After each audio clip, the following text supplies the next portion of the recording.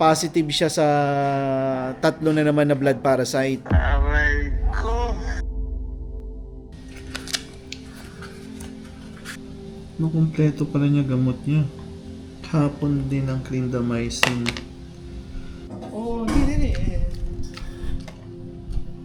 Ano? Ba't ganyan ka makatingin sa akin? Mabubuhay ka pa? Huwag kang mag-alala. Okay.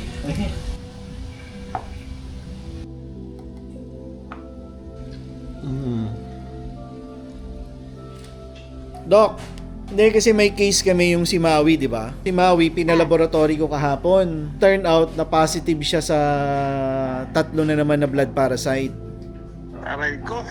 Oo, ngayon, ang problema ni Maui medyo grabe kasi mababa yung platelet so kailangan salinan ng dugo.